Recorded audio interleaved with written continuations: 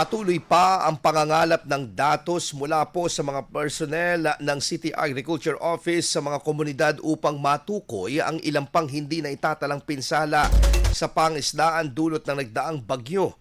Ayon sa payag ni City Agriculture Office Head Mary Ann Salamon, umabot sa 130 million pesos ang halaga mula sa mga nawalang stocks sa mga palaisdaan at wala pa umano ang mula dito sa iba pang istruktura o fish pen.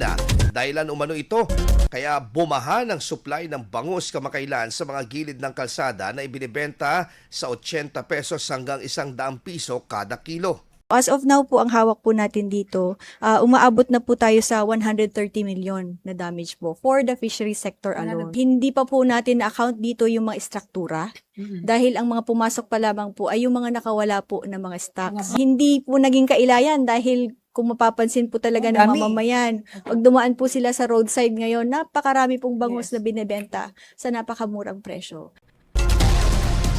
Bukod sa bangus, may iba pang high value na isda ang nakawala tulad ng malaga, lapu-lapu at banami o hipon. Dagdag pa ng opisyal, dahilan din ng mababang presyo ng bangus sa kasalukuyan ang maraming supply nito sa merkado matapos abisuhan ng ilang mga sumisigay na mag-force harvest bunsod ng inaasang epekto ng bagyo noong Sabado pa lamang. Nag-heed po sa call natin yung ating ibang mga fish pen operators and fish pond operators. Nakita po natin na talagang nag-force harvest po sila. Napansin po talaga natin na nung Saturday po, nagdagsaan na po ang bangus sa Magsaysay Market. Kaya nag-cause na rin po ito ng pagbaba ng presyo ng bangus.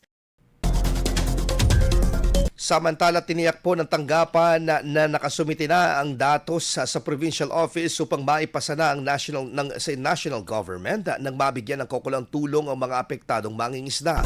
Muli namang pinaalala ni Salomon ang pagtalima sa mga abiso, partikular na sa pagpapasa ng datos bagong deadline na itinakda ng national government.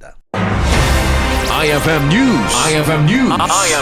IFM News.